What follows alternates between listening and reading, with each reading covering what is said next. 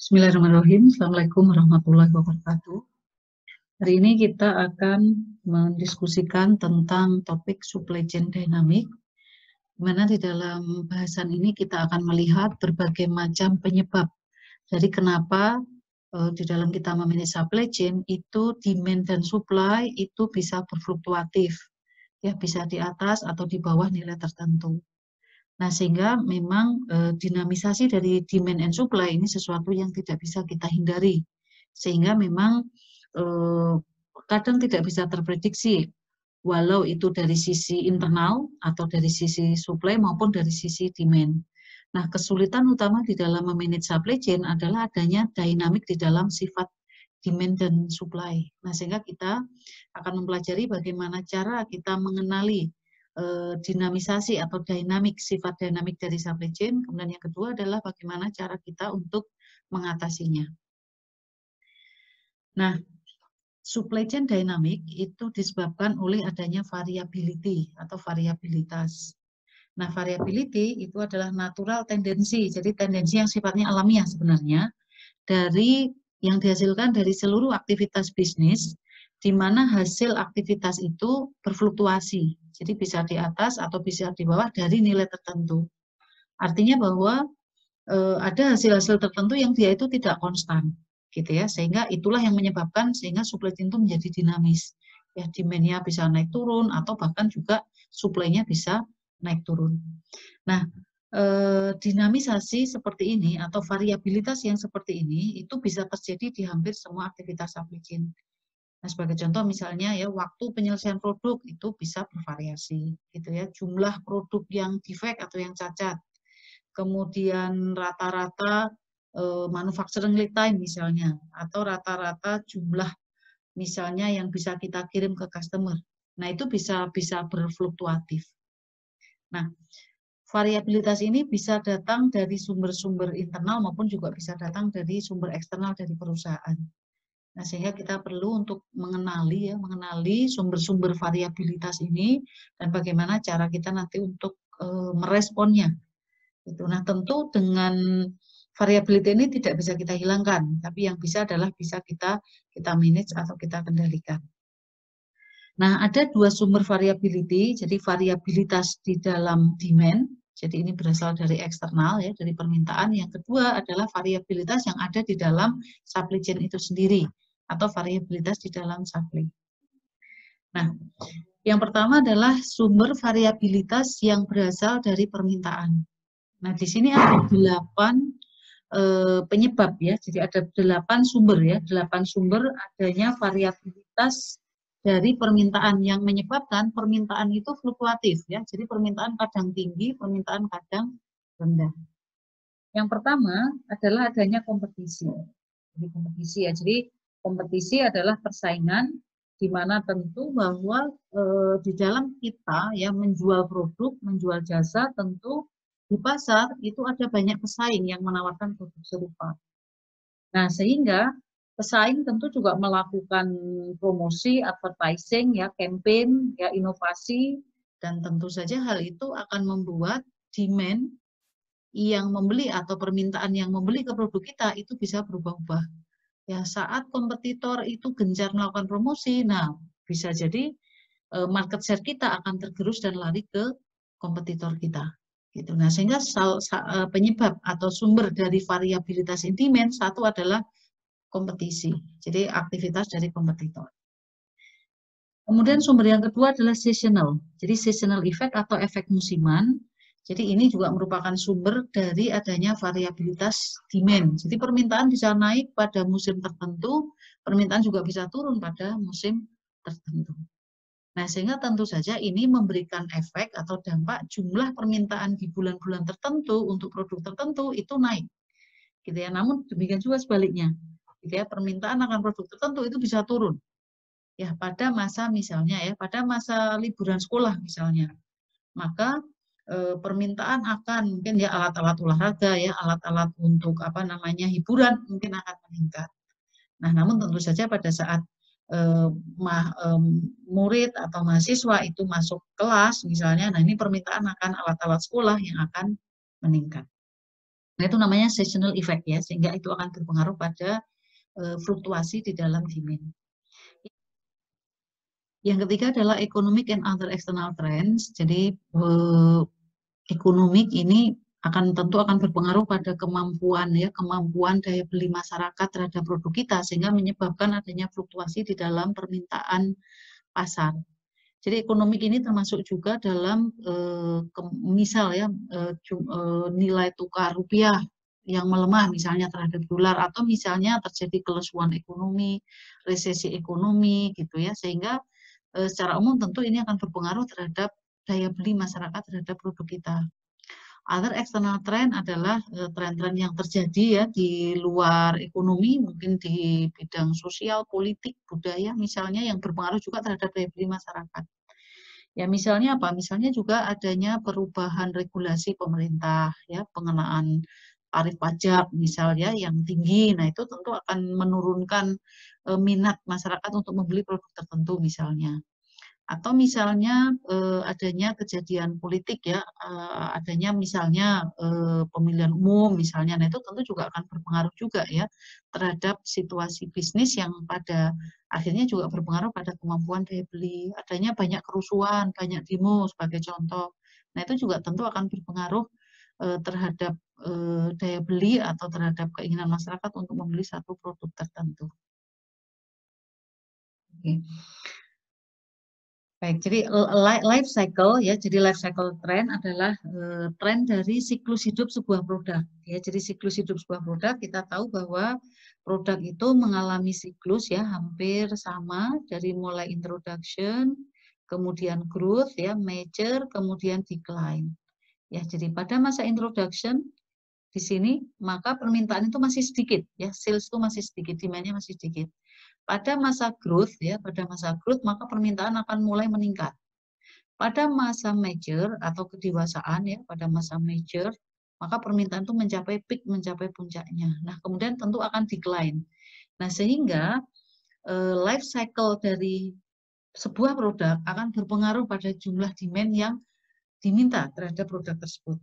Ya, demikian juga terhadap customer expectation ya. Jadi harapan-harapan customer terhadap apa? Terhadap life cycle yang ada di dalam produk.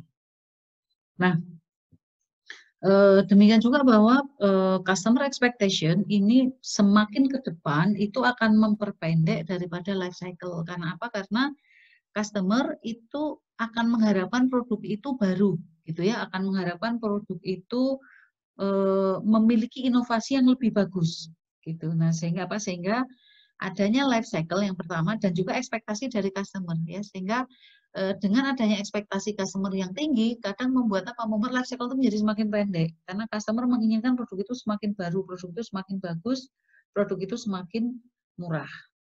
Nah, ini juga tentu akan mempengaruhi jumlah permintaan ke produk kita. Yang kelima, internet ya. Jadi dengan adanya internet, maka persaingan menjadi sangat terbuka ya. Dengan adanya berbagai macam platform marketplace, membuat persaingan itu sudah borderless. Nah, ini tentu membuat demand itu juga akan bervariasi di produk kita, gitu ya. Ke apa namanya? Ke supply chain kita, ke perusahaan kita. Karena apa? Karena customer punya pilihan yang sangat luas ya, dengan harga yang lebih murah, ya, produk yang lebih bagus, fitur yang lebih bagus, kemudian cara pembayaran yang lebih nyaman begitu. Nah, sehingga perkembangan internet itu juga salah satu source of variability in demand ya. Orang lebih suka berbelanja by online daripada offline misalnya. Nah, itu tentu juga akan mempengaruhi ya jumlah demand terhadap supply chain atau terhadap produk tertentu. Yang keenam adalah promosi, jelas ya. Jadi adanya promosi baik dari kita, perusahaan kita atau dari perusahaan lain, ya itu akan sangat berpengaruh pada demand. Ya, semakin banyak kita melakukan promosi, nah harapannya biasanya adalah permintaan itu akan meningkat. Kemudian yang ketujuh adalah disaster ya. Disaster itu adalah bencana ya, bencana yang tentu saja ini juga merupakan penyebab ya, penyebab dari perubahan demand terhadap produk kita. Ya seperti sekarang misalnya ya, sekarang adanya COVID-19, nah itu adalah disaster ya, pandemik yang sifatnya sangat luas, nah itu sangat berpengaruh pada jumlah permintaan ya, banyak sekali industri-industri atau banyak sekali perusahaan yang kolaps ya. Karena apa? Karena dengan adanya pandemik maka demand menjadi drastis sangat turun ya. Nah itu juga menyebabkan salah satu sumber dari variability in demand.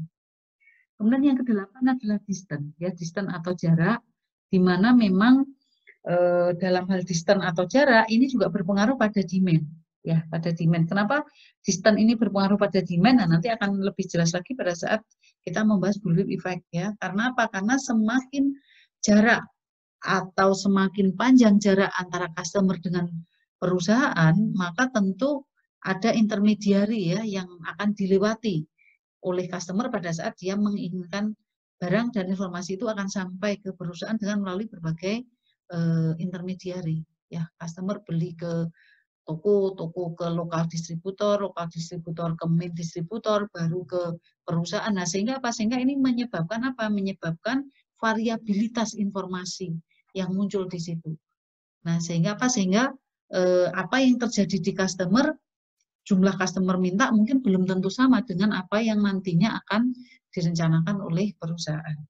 Nah, sehingga di dalam hal distance, nah ini penjelasan tentang bullwhip effect ini adalah merupakan salah satu contoh ya. Jadi contoh daripada variability di dalam demand ya. Demikian juga tentu distance yang sesungguhnya. Jadi jarak antara customer dengan pabrik yang sangat jauh itu juga akan memunculkan variabilitas demand karena lead time-nya yang semakin panjang sehingga ketidakpastian itu juga akan semakin tinggi. Baik. Nah, 8 sumber variability ya. Nah, kemudian bullwhip effect ya, tadi saya sampaikan berkaitan dengan distance juga adalah salah satu contoh penyebab dari variability di dalam demand. Jadi kejadian bullwhip effect yang tentu ini di dalam istilah supply chain menjadi istilah yang sangat populer. Ya, jadi bullwhip effect adalah apa? Efek riak sebenarnya ya. Jadi efek riak atau efek cambuk dalam hal ini di mana actual demand ya, permintaan yang sesungguhnya itu relatif stabil di customer. Namun akan berubah menjadi lebih fluktuatif pada upstream supply chain atau ke arah hulunya. Nah, sehingga apa? Sehingga ini bisa disebabkan oleh berbagai macam penyebab kejadian bullwhip effect ya. Sehingga kalau kita lihat permintaan pada level hilir ya. Jadi kalau ini customer ya, customer. Kemudian kalau kita lihat ini adalah toko atau retailer, katakan distributor, manufacturer, supplier, katakan begitu. Ya, supplier di sini. Permintaan di level customer mungkin dia ada riak sedikit gitu ya. Nah, namun di retail ya retail maka akan terjadi fluktuasi yang lebih besar. Di distributor lebih besar, di manufaktur dia akan lebih besar, di supplier dia akan lebih besar lagi. Jadi ya, variability-nya. Nah, ada berbagai penyebab di sini ya, kenapa bisa terjadi bullwhip effect. Salah satunya adalah informasi ya yang menjadi kunci dari data ya, dari penyebaran data yang bisa jadi masing-masing pelaku ini melakukan forecast atau perencanaan hanya berdasar pada customer langsungnya ya atau pada next customer-nya. Nah, kita akan lihat ya, seperti tadi saya sampaikan bahwa di customer ini mungkin ada riak sedikit ya, di retail akan ada menjadi lebih besar ya, kemudian di distributor bahkan sampai ke manufaktur, bahkan sampai ke supplier. Sehingga kalau kita lihat tadi bahwa misal saja di retail ya, retail melakukan promosi misalnya, promosi buy one get one free. Nah, biasanya customer itu katakan misalnya average-nya itu 100 unit per minggu yang dibeli oleh rata-rata customer misalnya. Nah, karena ada buy one get one, maka biasanya akan ada namanya forward buying. Karena lebih murah, maka customer akan membeli lebih banyak karena ada promosi atau ada diskon. Nah, yang biasanya 100, maka customer mungkin akan membeli 200, membeli 2 kali lipatnya. Nah, sehingga di sini yang biasanya 100, dia akan minta 200. Nah, retail yang biasanya menjual, artinya dia minta dikirim dari distributor 100 karena ada permintaan 200, maka dia akan naik minta ke distributor 200. Nah, distributor yang biasanya mengirim ke retail 100 karena ada permintaan 200, maka distributor berpikir bahwa ada 200% ya lonjakan permintaan di customer. maka distributor yang biasanya minta 100 ke manufaktur, karena sekarang ada permintaan 200, maka distributor karena berpikir bahwa ada kenaikan 2 kali lipat, maka distributor akan minta ke manufaktur untuk dikirim 2 kali lipat. Dari 200 dia akan minta 400. Nah, sehingga akan semakin tinggi. Nah, demikian juga terjadi di manufaktur. Tadinya dia mengirim 100, sekarang ada naik 400%, 4 kali lipat. Nah, mungkin manufaktur berpikir bahwa dia harus membuat lebih banyak lagi. Nah, bisa saja manufaktur membuat 800. Ya. Nah, demikian juga supplier. Demikian juga ke level hulunya. Nah, sehingga apa yang terjadi bahwa di level customer hanya ada riak sedikit, tapi ke arah hilir, ya, ke arah hulu, ya, ini ke arah upstream. Nah, ini fluktuasinya akan menjadi semakin tidak terkendali. Nah, itu adalah bullwhip effect, ya, increasing variability of order up to the supply chain. Nah, sehingga apa? Sehingga order variability, ya, jadi tadi fluktuasi tadi itu akan semakin membesar ke arah supply chain. Upstream echelon akan menghadapi lebih banyak variabilitas, ya. Jadi fluktuasinya akan menjadi semakin lebih besar. Karena apa? Karena distant, ya, jarak dia dengan customer semakin jauh, sehingga informasinya semakin bias. Nah, tentu saja bahwa yang kita lihat gambar tadi itu tidak seperti yang mereka hadapi di lapangan. Di lapangan mereka tidak hanya sekedar menghadapi permintaan yang tinggi, tapi apa? Nah, mereka akan melakukan rush order manufaktur misalnya, yang biasanya menjual 400, dia sekarang membuat 800. Dia harus lembur, ya, dia harus rush order, dia harus kejar target, ya, dan sebagainya.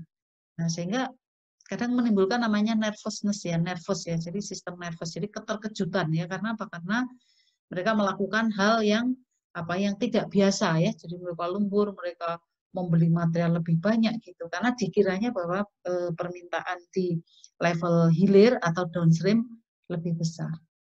Nah, apa yang terjadi pada periode berikutnya? Nah, pada saat si retail ini menghentikan promosi, maka permintaan akan sama lagi. Nah, sehingga kita lihat bahwa ini adalah inventory, ya, inventory yang akan menggelembung di masing-masing pelaku.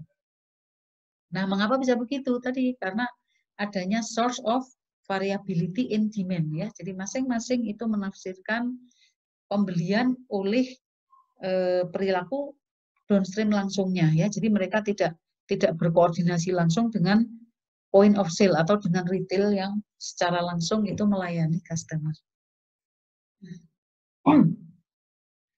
Nah, apa penyebab dari bullwhip effect, ya? Jadi yang pertama adalah tidak adanya update forecast, ya, demand forecast updating, update forecast demand yang tidak terkoordinasi. Jadi masing-masing itu mereka melakukan forecast sendiri-sendiri terhadap perilaku dari downstream secara langsung.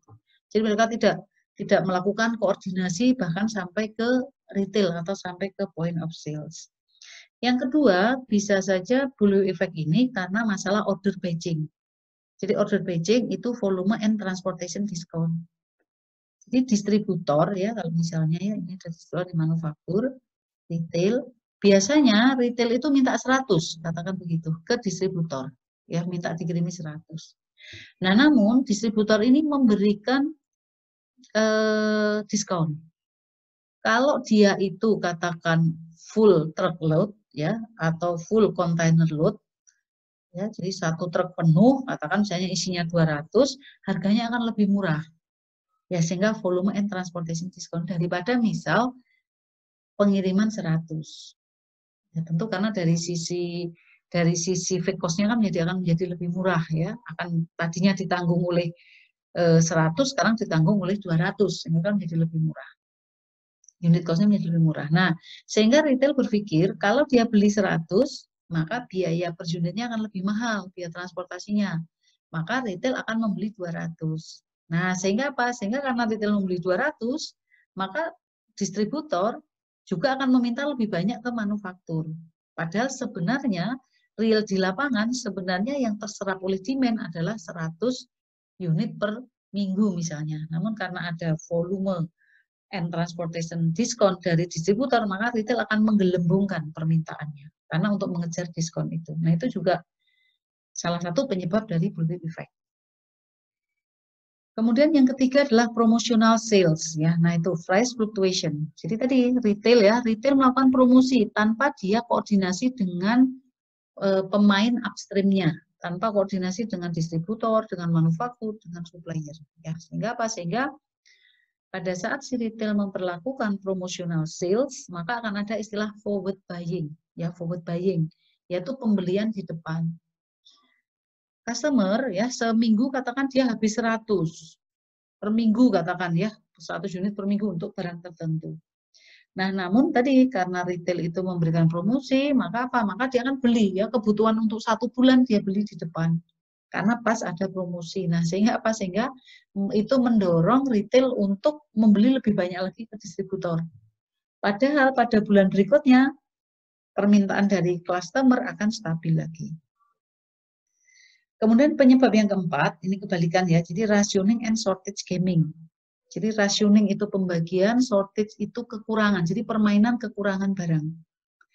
Nah, pada penyebab yang keempat, ini terjadi pada apa? Pada kasus-kasus tertentu di mana ada kelangkaan barang. Jadi barang itu langka, barang itu ada isu-isu kelangkaan, ada isu-isu barang itu habis di pasaran. Nah, sehingga apa? Sehingga pada saat ada isu yang seperti itu, maka cenderung customer itu membeli banyak untuk menumpuk, ya untuk ditumpuk.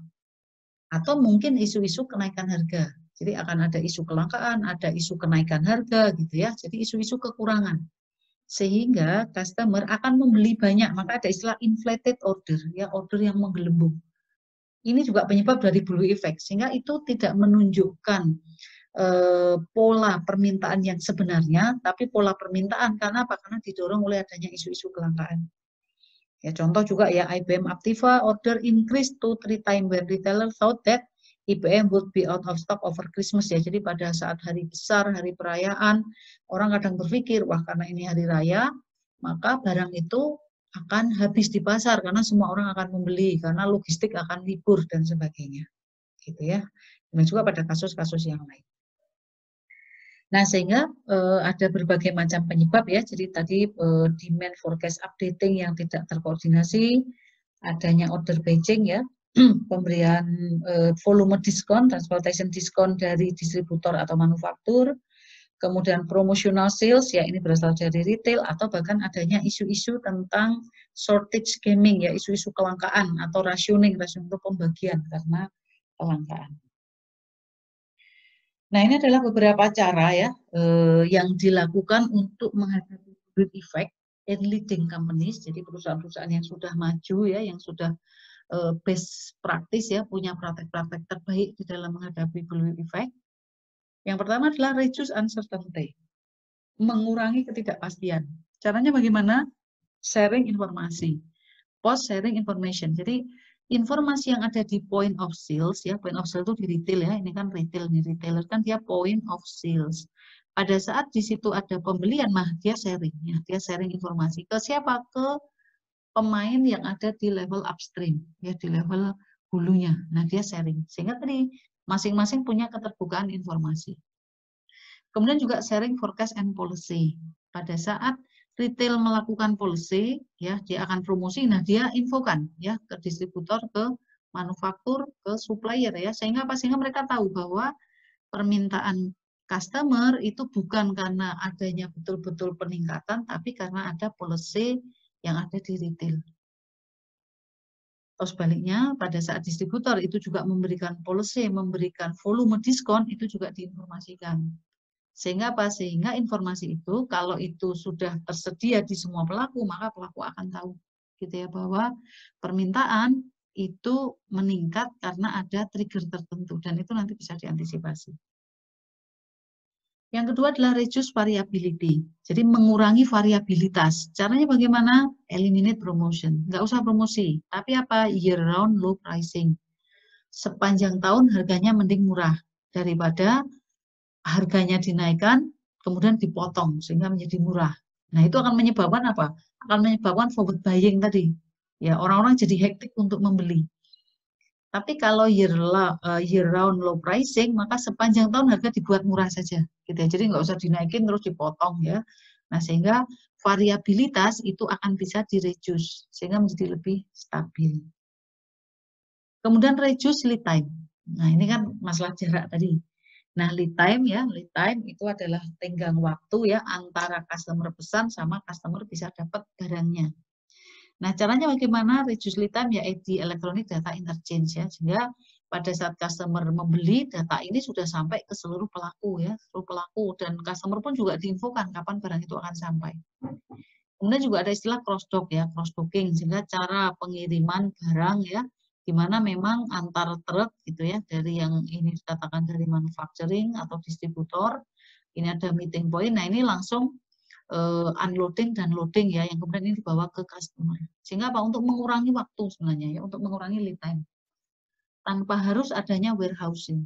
Nah itu namanya cross dock ya, jadi begitu kendaraan atau tracking itu dari manufacturing ya, ini dibawa ke meeting point, ini di meeting point, kemudian langsung unloading dan loading ke truk yang nanti membawa ke customer. Nah, sehingga apa? Sehingga jarak itu bisa diminimais ya, waktu itu bisa dipersingkat. Sehingga fluktuasi itu menjadi lebih sedikit. Nah, bayangkan kalau jaraknya itu panjang, waktunya lama, maka apa? Maka customer cenderung dia akan menggelembungkan permintaan. Untuk apa? Untuk safety ya, untuk persiapan. Wah, karena waktunya lama, maka saya belinya juga harus lebih banyak. Padahal kebutuhan saya sebenarnya nggak banyak, tapi akan saya simpan untuk beberapa bulan ke depan. Nah, itu bisa menyebabkan tadi variabilitas dalam hal demand. Kemudian juga strategic partnership ya, nah kerjasama. Ya, jadi kerjasama antar masing-masing pelaku ya, sehingga apa? Sehingga data, informasi ya, kemudian juga adanya forecast ya, kemudian planning, replenishment, nah itu di partnershipkan, dikerjasamakan. Ya, misalnya dengan vendor manage inventory. Vendorlah yang memanage inventory-nya. Ya, distributor memanage inventory-nya retailer, atau manufacturer memanage inventory-nya distributor, atau supplier memanage inventory-nya manufacturing. Nah, sehingga apa? Sehingga mereka tahu ya, karena apa? Karena apa yang terjadi di manufaktur itu sudah langsung diketahui oleh supplier. Nah, tentu juga dengan data sharing ya. Jadi keterbukaan informasi yang itu berapa jumlah supply, berapa jumlah demand itu saling berpartnership di situ, saling terbuka di situ untuk bisa sharing informasi. Nah, bagaimana cara kita mengetahui ya kaitan dengan blue effect? Apakah di dalam satu jaringan distribusi itu terjadi penggelembungan? Nah, bagaimana cara mengukurnya? Ini menurut Franso and Buter, bahwa blue effect itu sama dengan koefisien variansi pesan dibagi koefisien variansi jual. Ya, jadi ini CV pesan ya, jadi BE blue effect itu sama dengan koefisien variansi pesan dibagi koefisien variansi jual. Koefisien variansi order atau pesan itu sama dengan standar deviasi dari pesan dibagi average pesan. Sementara koefisien variansi jual atau sell itu adalah standar deviasi dari jual dibagi average dari sell. Sehingga kalau saya gambarkan di sini, katakan ini adalah retailer, ya, misalnya ini retailer, ini adalah distributor, maka yang dimaksud dengan pesan dan jual, kalau dari sisi retailer, ya, dari sisinya retailer, yang namanya dia pesan, berarti dia memesan ke distributor. Ini namanya pesan. Ya, pesan. Berapa banyak yang dia pesan ke distributor. Jual adalah berapa banyak yang dikirim dari retailer ke customer. Ini namanya jual. Nah, sehingga blue effect itu nanti menghitung koefisien variansi pesan yang di sini ya, yang di sini nanti dibagi dengan koefisien variansi jual. Itu kalau dari sisi retailer. Kalau ini kita katakan sebagai single echelon ya, dari retailer ke distributor. Nah, kalau kita kemudian kembangkan ini sampai ke manufaktur, nah maka kita katakan ini sudah multi echelon. Ya, sehingga apa? Sehingga yang namanya pesan, kalau kita dari sisi distributor, yang namanya pesan adalah jumlah yang dipesan distributor ke manufakturer. Atau sama dengan jumlah yang dikirim dari manufakturer ke distributor. Ini namanya pesan dari sisi distributor. Yang namanya jual, kalau dari sisi distributor adalah sama dengan banyaknya pesanan retailer. Ya, jadi ini ke sana, itu adalah jual. Ya, sehingga kalau retailer misalnya ya, retailer jualnya 100 ya, kemudian retailer pesan 200 misalnya. Ya, misalnya ini nanti kalau kita hitung variansinya, ya katakan misalnya ini variansinya 200, 100, maka akan ada 2 ya, 2 kali lipat, bahwa pesannya adalah 2 kali jualnya, gitu ya. Nah, sehingga dari sisi retailer dia jual 100, dia pesan 200. Dari sisi distributor, dia jual 200, ya, dia akan pesan ke manufaktur. Misalnya dia pesan 400, misalnya. Nah, sehingga di dalam menghitung bullwhip effect, ini bisa 1 eselon, bisa 2 eselon, bisa 3 eselon, ya, atau level ya, atau bisa multi eselon, ya. Nah, kemudian apa yang disebut sebagai koefisien variansi? Koefisien variansi itu sama dengan standar deviasi, ya. Standar deviasi nanti akar X1 dikurangi X rata-rata kuadrat tambah X2 minus X rata-rata kuadrat dan seterusnya, ya, dibagi N minus 1. Atau kalau di Excel nanti kita pakai rumus STDEV, ya. Jadi STDEV, ya, standar deviasi. Average itu adalah average sales, ya. Jadi rata-rata penjualan. Nah, kita bisa lihat ya contoh dan kita bisa tahu apakah di sini terjadi bullwhip effect, terjadi penggelembungan atau tidak di situ.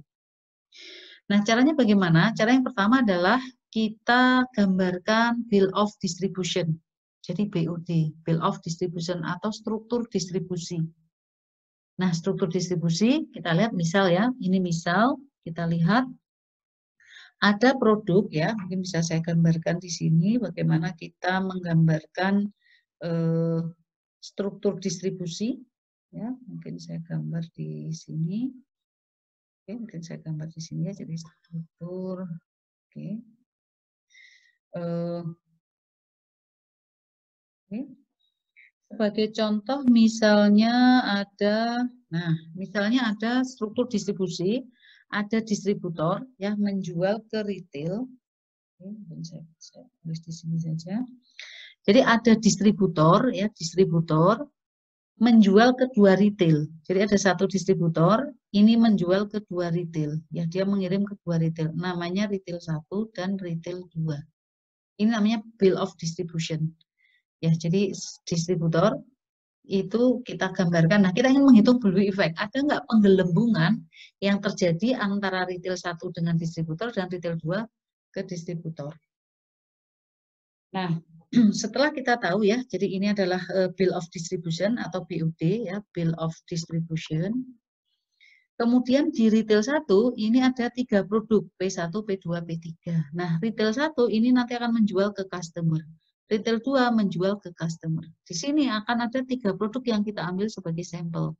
P1, P2, P3. Ini juga ada P1, P2, P3. Distributor juga mengirim P1, P2, P3 ke retail 1, distributor mengirim P1, P2, P3 ke retail 2. Nah, kita ingin bisa mengetahui apakah terjadi bullwhip effect ya di masing-masing cabang di sini. Yang pertama kita lihat data. Yang pertama adalah misal kita ambil data selama 6 minggu. Ya, selama 6 minggu, kemudian kita ambil data di retail 1. Di retail 1 kita ambil data jual, berarti P1, retail 1 jual, P1 jual ke customer, berapa jumlah yang terjual di minggu itu.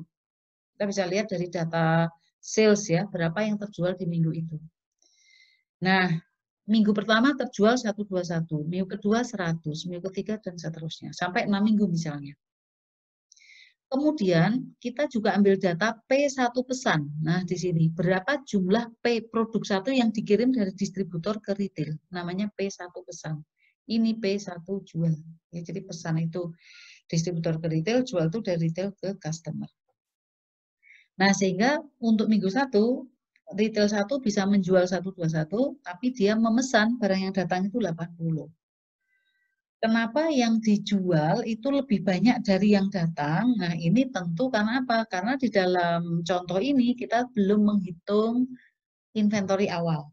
Nah, memang kita hanya menghitung pergerakannya selama 6 minggu ya, tanpa melihat berapa jumlah inventory awal di awal minggu. Gitu.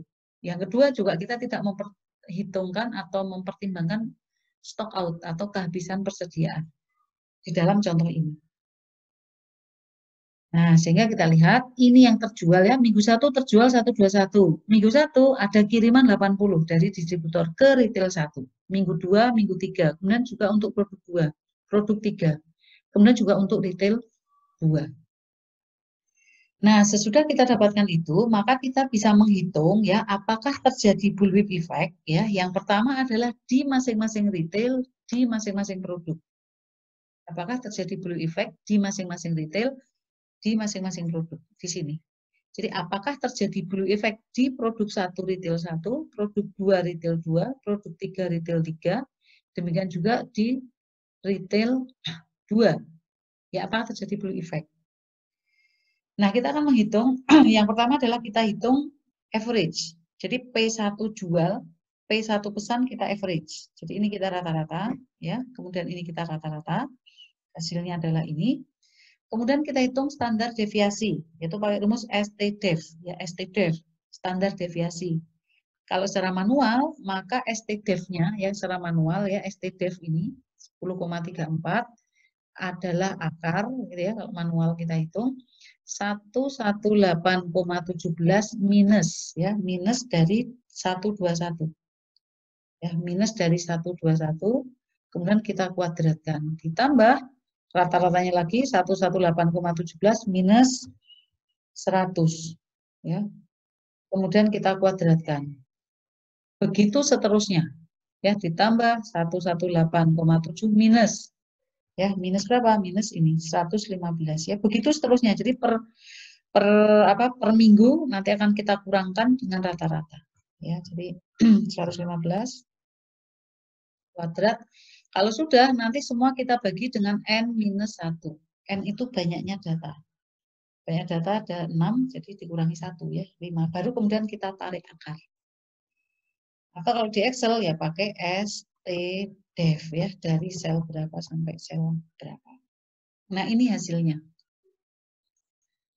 Nah, sehingga kita bisa menghitung CV, koefisien variansi. Ya, koefisien variansi rumusnya adalah CV pesan dibagi CV jual, ya CV order dibagi CV jual, CV pesan dibagi CV jual, ya koefisien variansi sama dengan CV pesan, ya CV pesan dibagi CV jual.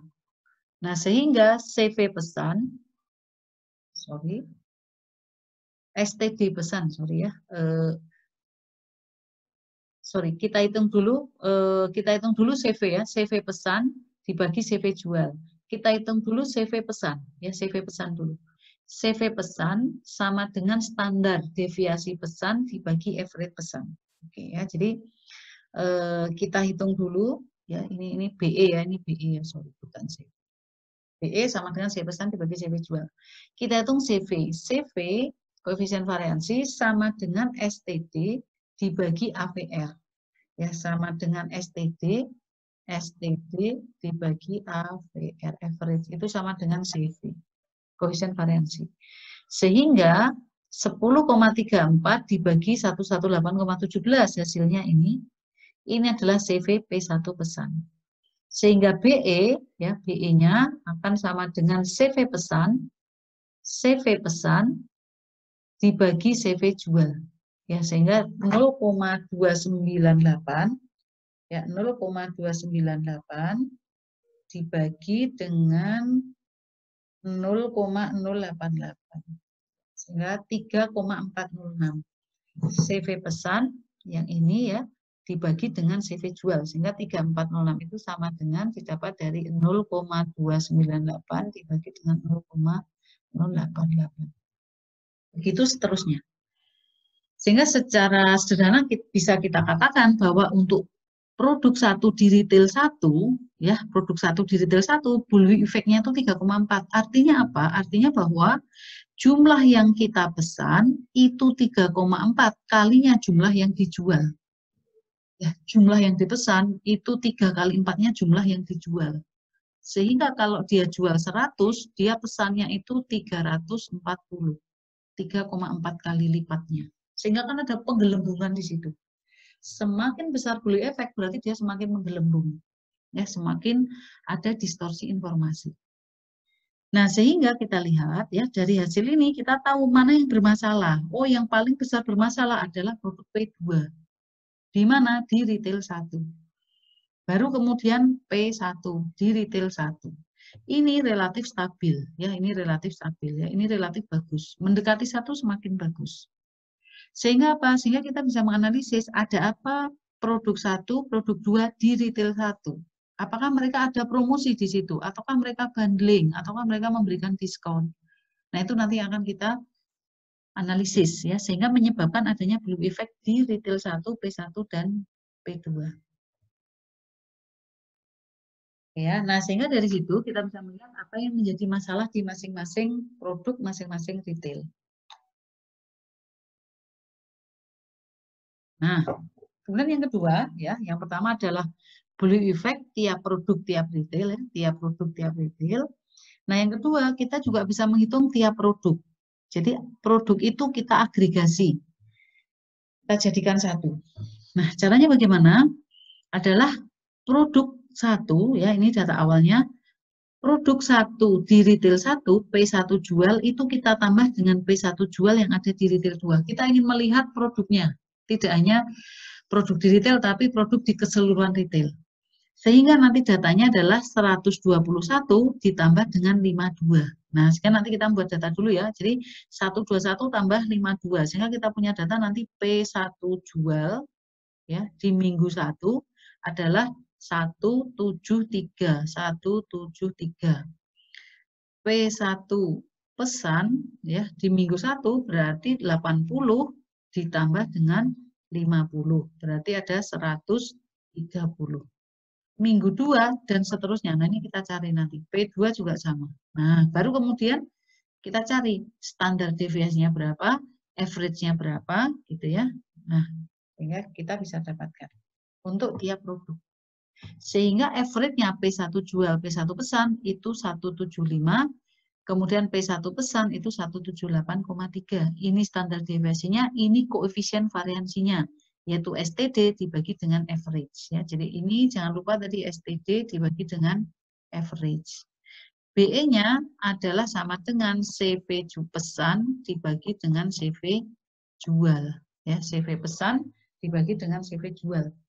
Sehingga 4,958 itu sama dengan 0,217 dibagi dengan 0,044. Sehingga menghasilkan 4,958. Ya, 0,217 dibagi dengan 0,044. Ya, sehingga apa? Sehingga ada penggelembungan hampir 5 kali lipatnya di produk 1.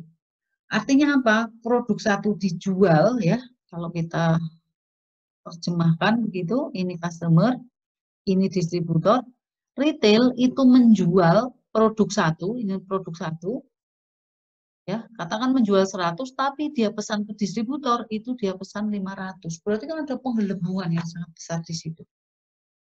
Ya, kemudian juga P2 itu 2 kalinya. P3 lumayan, ya, dia mendekati 1. Berarti ada masalah yang cukup signifikan di P1. Ada apa di P1? Gitu ya. Kenapa kok retail secara rata-rata itu menggelembungkan pesanan ke distributor untuk produk 1, padahal penjualannya, ya, itu 1/5 dari dia pesan. Apakah tadi dianalisis? Apakah karena distributor itu memberikan diskon, ya, diskon volume transportation, ya, atau potongan, Kak, untuk beli banyak lebih murah. Nah, sehingga si retail bisa memesan dengan jumlah yang lebih banyak. Nah, apakah seperti itu misalnya? Nah, itu perlu dianalisis lebih lanjut. Sementara P3 hampir tidak ada masalah, ya, sedikit sekali dia. Ya, P2 itu 2 kali lipatnya, tapi P1 itu yang paling bermasalah. Itu kalau untuk blue effect tiap produk. Nah, yang ketiga kita juga bisa menghitung blue effect tiap retail. Kalau tiap retail semua produk yang dikirim distributor kita hitung, gitu ya, sehingga ada retail 1 jual, retail 1 pesan. Nah, sehingga retail 1 jual, kita lihat retail 1 jual, semua jual-jual ini kita jumlah. Ya, ini agregasi, ya.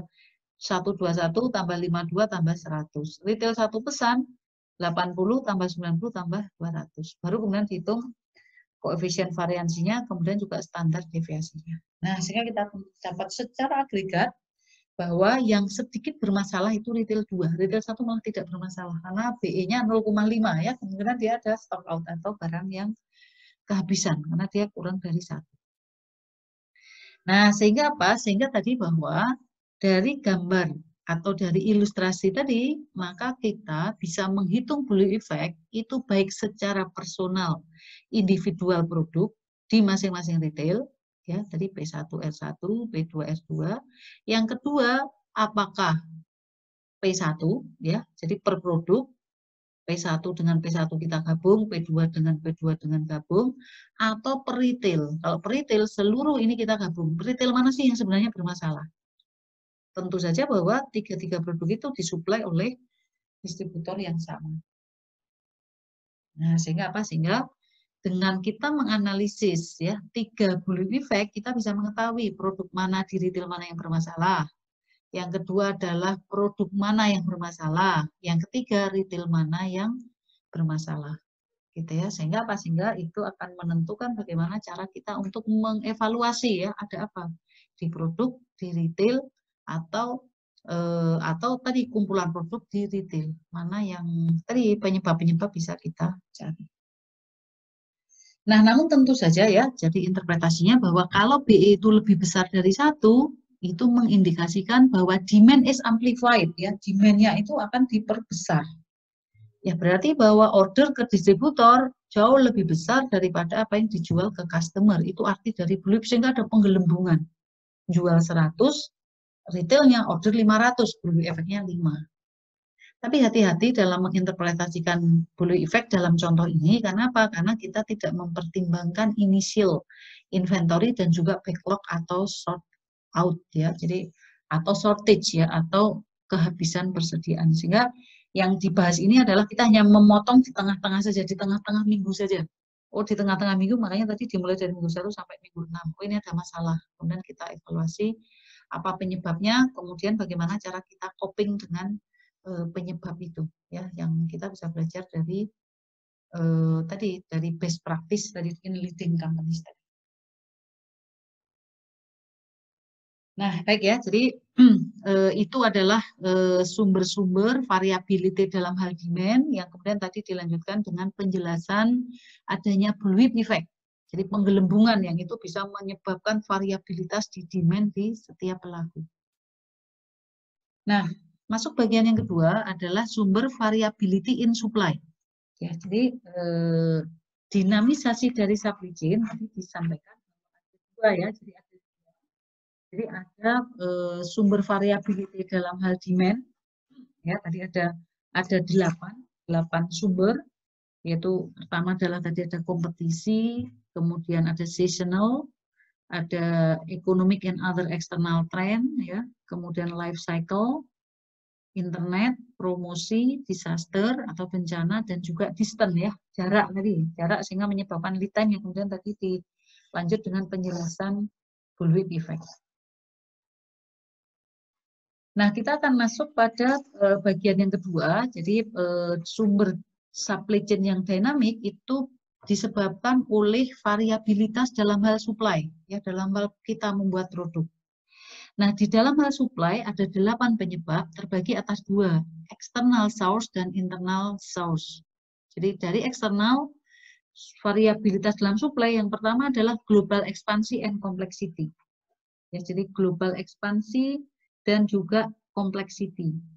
Jadi global ekspansi artinya bahwa ada globalisasi dari sourcing ya, jadi dari pengadaan yang dia itu lintas negara, lintas pulau yang secara global. Sehingga apa? Sehingga tentu membutuhkan koordinasi yang lebih complicated ya. Di Indonesia ya pembuatan katakan misalnya untuk mobil ya mereka mengimpor baja dari Jepang misalnya. Atau mereka membeli spare part dari Cina misalnya. Nah itu sehingga apa? Sehingga supply tentu saja bervariabilitas. Karena apa? Karena jaraknya yang jauh, kompleksitas karena harus melewati jarak yang sangat jauh. Nah itu sumber pertama dari variability supply. Kemudian sumber yang kedua, natural cycle and raw material availability. Nah, pada produk-produk tertentu, maka natural cycle, ya siklus yang disebabkan oleh alam, ya disebabkan oleh seasonal. Ya, sehingga apa? Sehingga kita lihat bahwa sumber-sumber tertentu yang yang itu kemudian dipengaruhi oleh musim, nah itu juga bisa menyebabkan availability dari material itu tidak tersedia. Ya, kehabisan stok karena musim ya, karena pas memang musimnya tidak panen misalnya. Ya, atau misalnya stoknya habis ya karena apa? Karena pas musim tertentu yang memang sumber-sumber tertentu itu tidak menghasilkan barang-barang tersebut pada musim-musim tertentu. Ya, musim panen biasanya ini dipengaruhi oleh musim tadi, dipengaruhi oleh musim atau dipengaruhi oleh cuaca gitu ya, yang menyebabkan material itu menjadi kurang. Ya, nah itu juga penyebab dari variability in supply. Yang ketiga adalah economic dan external trend, gitu ya. Nah, tentu saja bahwa perubahan ekonomi tadi, ekonomi dan external trend ya. Jadi ya perubahan-perubahan ekonomi ya, perubahan nilai tukar dolar misalnya, itu juga akan menyebabkan variabilitas dalam supply ya, kemampuan kita untuk membeli jadi berkurang, gitu kan ya. Mungkin juga kemampuan menjual orang juga berkurang, itu. Kemudian juga external trend ya, tren-tren adanya disaster, adanya bencana ya, adanya banjir dan sebagainya, itu juga berpengaruh pada supply ya, adanya bencana alam sehingga mereka menghentikan supply misalnya. Nah, itu economic and other external trend yang berpengaruh pada apa? Pada material yang dibeli atau material yang bisa disuplai ke perusahaan. Nah, kemudian berikutnya adalah internal source. Nah, internal source kalau tiga tadi berasal dari luar yang berpengaruh pada suplai barang ke tempat kita atau ke perusahaan kita. Nah, kemudian ini adalah internal source. Nah, internal source yang pertama yang berpengaruh pada suplai adalah bullwhip effect. Jadi bullwhip effect itu sebenarnya tipe dari demand variability. Namun juga itu berhubungan dengan supply variability. Gitu ya. Nah, kenapa bullwhip effect ini berkaitan dengan supply variability? Karena apa? Karena pada saat permintaan itu besar, ya permintaan itu tinggi, maka apa? Maka otomatis supply kita menjadi kurang, gitu. Nah, kemudian juga pada saat permintaan itu kembali lagi menjadi normal, supply kita akan menjadi bertumpuk, menumpuk. Nah, itu akan menyebabkan variabilitas dalam supply ya. Jadi variabilitas itu apa tadi? Fluktuasi bisa di atas rata-rata, bisa di bawah rata-rata. Ya, di atas karena apa? Karena tadi begitu permintaan customer itu stabil, nah kita jadi menumpuk. Nah, itu kan variabilitas. Atau sebaliknya, saat permintaannya itu besar dari downstream kita akan stop out. Sehingga naik turunnya supply karena dipengaruhi oleh bullwhip effect. Walaupun bullwhip effect sendiri sebenarnya tipe dari apa? Tipe variability dalam hal demand, tapi akhirnya juga berpengaruh ke supply kita. Kemudian yang kelima adalah demand plan error or bias. Nah, ini lebih ke kesalahan ya. Jadi bagaimana dimulai dari adanya kesalahan marketing di dalam melakukan forecast gitu ya. Kemudian kesalahan ini tentu juga akan berimbas pada jumlah supply yang kita butuhkan. Kalau biasnya itu marketing meramalkan terlalu banyak, maka akhirnya pada planning material dia akan membeli banyak kan ya. Nah, itu kan menyebabkan supply kita kan menjadi kebanyakan. Atau sebaliknya, marketing meramalkan sedikit, padahal kenyataannya itu lebih banyak. Nah, itu sehingga variabilitas supply kita dipengaruhi oleh apa? Secara internal oleh error atau bias yang dilakukan oleh marketing di dalam merencanakan demand. Nah, berlanjut pada supply planning failure. Ya, kesalahan atau error di dalam merencanakan supply. Nah, kalau demand dilakukan marketing, kalau supply planning dilakukan oleh orang BPIC. Ya, jadi begitu marketingnya benar misalnya, nah pada saat merencanakan supply ya, mulai dari sales operation planning ya, kemudian ada resources planning, ada MPS ya, master production scheduling, pada MRP. Nah, keliru menghitungnya. Nah, sehingga apa? Nah, sehingga akhirnya apa? Ya jumlah yang dibutuhkan akan bervariatif ya, tidak sesuai dengan apa yang diminta. Nah, itu source of variability in supply berasal dari planning supply yang keliru, Kemudian juga yang ketujuh ada sistem nervous, ya nervous. Nah, yang namanya sistem nervous itu adalah terjadi karena seringnya perubahan, ya. Jadi oleh siapa? Ya oleh manajemen atau oleh internal, mungkin juga karena desakan dari sisi demand. Jadi bagaimana sistem ya, bagaimana operation planning and control itu bisa menyebabkan variabilitas supply karena sering adanya perubahan-perubahan ya, perubahan yang mendadak gitu ya, ada permintaan yang di cancel. Nah, sehingga apa? Sehingga menyebabkan adanya nervousness, sistem tuh nervous ya, terkejut, gemetar gitu. Nah, sehingga apa? Sehingga perubahan-perubahan yang mendadak sehingga supply itu bisa menjadi naik turun jadi tidak terkendali. Gitu ya kan, sehingga apa? Sehingga nervousness ini disebabkan karena apa? Karena seringnya adanya perubahan di dalam produksi atau perubahan yang muncul karena apa? Karena ada permintaan-permintaan yang mendadak. Dan otomatis ya supply yang sudah kita rancang dengan bagus akhirnya berubah karena apa? Oh, tiba-tiba ada demand, rush demand ya, ada permintaan yang banyak, manajemen menghendaki adanya priority di dalam pembuatan demand yang mungkin belum pernah kita rencanakan sebelumnya misalnya. Atau mungkin cancel juga sama saja ya, kita udah terlanjur membeli material, ternyata ada perubahan cancel, ya nggak jadi dibikin. Nah, kemudian yang kedelapan ya adalah supplier failure. Nah, supplier failure ini disebabkan karena apa? Karena adanya kegagalan dari supplier, gitu ya. Jadi supplier, kenapa supplier bisa gagal? Nah, bisa jadi karena apa? Karena mutu atau quality yang dikirim tidak sesuai gitu ya, sehingga otomatis harusnya kita sudah merencanakan jumlah yang cukup, tapi karena banyak yang di defect atau banyak material yang kualitinya jelek, ya otomatis kurang. Atau yang kedua mungkin bisa juga karena lead time, harusnya 5 hari sudah sampai, tapi nah lead time-nya dia lebih dari 5 hari sehingga kita kekurangan. Misalnya begitu ya. Nah, sehingga supplier failure ini banyak penyebabnya ya, bisa karena distance jarak, bisa karena kesalahan kita di dalam apa namanya memplanningkan lead time ya, bisa juga karena tadi quality yang tidak bagus tadi. Nah, sehingga di dalam hal supply, bagaimana supply ya, supply ini bisa naik turun, bisa disebabkan oleh sumber-sumber eksternal maupun dari sumber internal kita di dalam perusahaan. Nah, kemudian bagaimana cara kita mensinkronis antara demand dan supply. Nah, kalau tadi demand berubah-ubah ya, demand bisa berubah-ubah ya, bisa berubah-ubah, fluktuasi naik turun, tadi disebabkan oleh 8 hal ya, atau oleh 8 penyebab kompetisi ya, menyebabkan demand itu naik atau turun.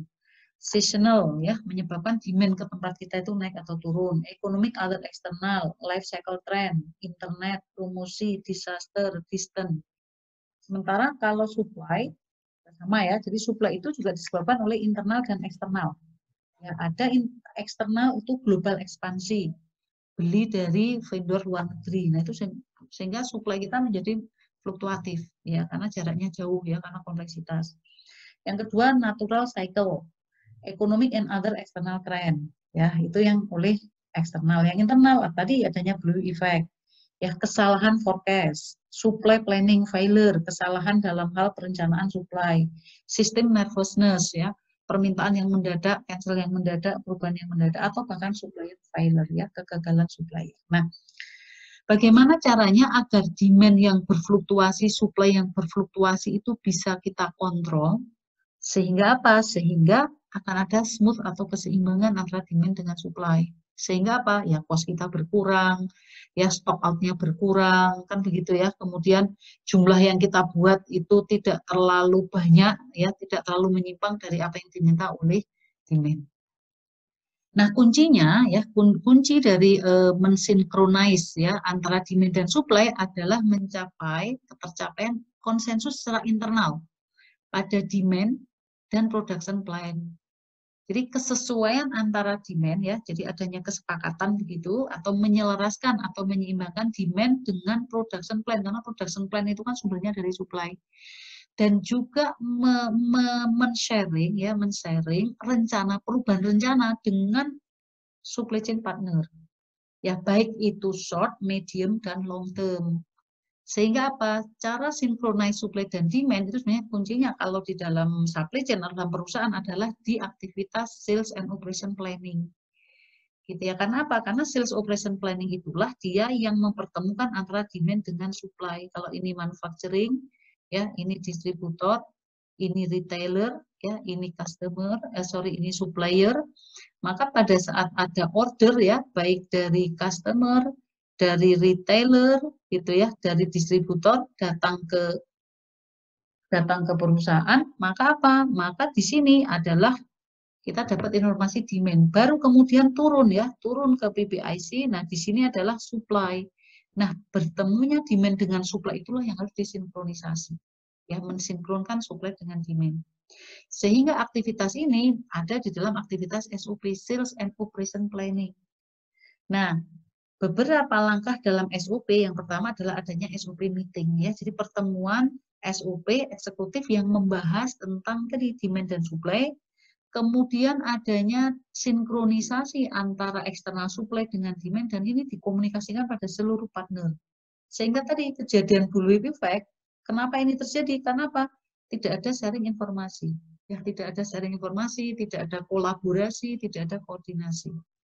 Kemudian communicating demand to partner, ya. Jadi mengkomunikasikan demand ini ke partner, baik partner yang upstream maupun ke yang downstream. Nah, ini saling berkomunikasi. Kemudian sudah itu kolaboratif demand planning, rencana demand yang kolaboratif. Jadi artinya apa? Artinya bahwa perubahan-perubahan yang ada di sini itu sudah diantisipasi oleh seluruh pelaku supply chain. Demikian juga perubahan yang ada di supply, itu juga sudah diinformasikan ke manufacturing, ya, ke seluruh pihak yang ada di dalam supply chain. Nah, sehingga apa? Sehingga bagaimana cara menyeimbangkan supply dan demand dari sisi supply, ya, dari sisi supply tentu tadi adanya forecast yang benar, adanya production plan yang benar, gitu ya, adanya pemesanan supplier yang benar, dan informasi ini harus tersampaikan. Dari sisi demand, nah tentu adanya informasi ya, kalau perubahan pola-pola yang ada di customer, ini kan bisa ditangkap oleh retailer atau sales operation atau point of sale ya. Nah, ini segera diinformasikan dan dilakukan kolaboratif demand planning.